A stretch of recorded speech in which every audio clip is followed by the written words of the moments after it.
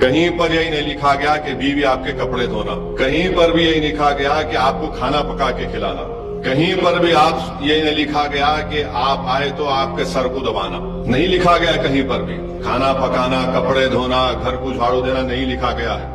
السلام علیکم ورحمۃ اللہ وبرکاتہ۔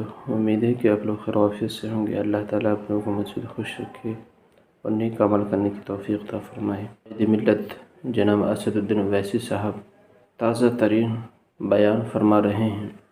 آپ اس ویڈیو کو لازمی دیکھیں اور شروع سے لے کر آخر تک دیکھیں، جو ہمارے فائدے کی بات ہیں اس پر عمل کریں۔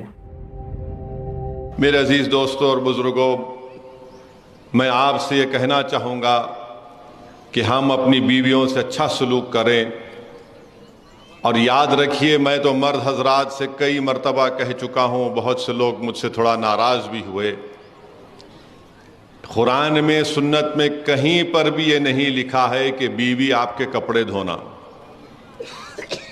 علماء کرام بیٹھے ہیں، مفتی صاحب ہیں، حسان فاروقی صاحب ہیں، کہیں پر یہی نہیں لکھا گیا کہ بیوی آپ کے کپڑے دھونا، کہیں پر بھی یہی لکھا گیا کہ آپ کو کھانا پکا کے کھلانا،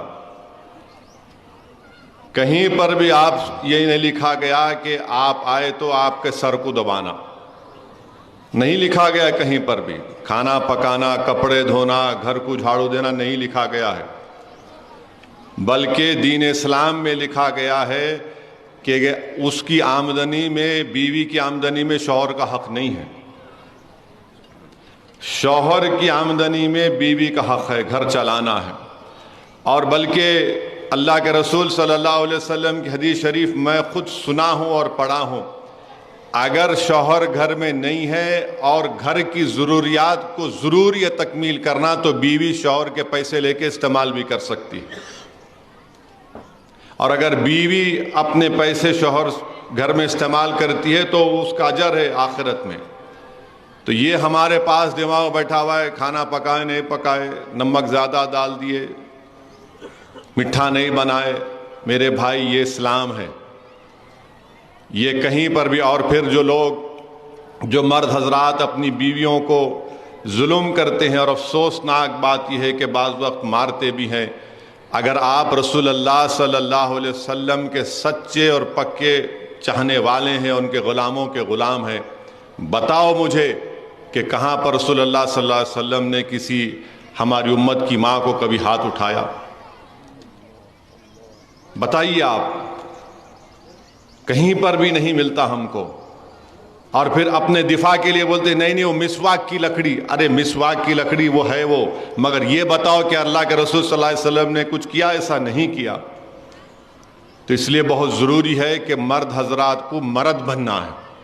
مردانگی اس میں نہیں ہے کہ بیوی پر غصہ کرنا غیر ضروری کے، مردانگی یہ نہیں ہے کہ غیر ضروری کے بیوی کو تانے مارنا۔ مردانگی یہ ہے کہ بیوی اگر غصہ کرے تو برداشت کر لینا۔ اور ایک صحابی رسول تھے، ان کے گھر میں بیوی زیادہ ذرا گرم بولتے تھے، تو انہیں شکایت کرنے گئے۔ کس سے شکایت کرنے گئے؟ فاروق اعظم سے، جس کے تعلق سے اللہ کے رسول صلی اللہ علیہ وسلم نے فرمایا کہ اگر اللہ کو میرے بعد کسی کو نبی بھیجانا ہوتا تو فاروق اعظم کو بھیجاتا، مگر میں آخری نبی ہوں صلی اللہ علیہ وسلم۔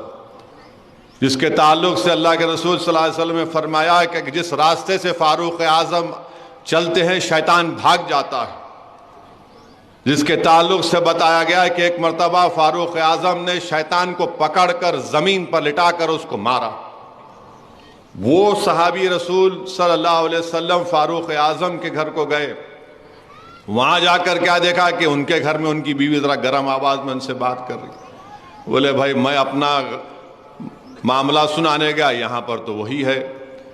تو خیر جب وہ جانے لگے تو فاروق اعظم باہر آئے، اس صحابی رسول صلی اللہ علیہ وسلم بلا کر کہا کیا ہے؟ انہوں نے کہا میں اپنی بات کرنے آیا، آپ کے گھر میں یہ دیکھا۔ تو فاروق اعظم نے کیا کہا؟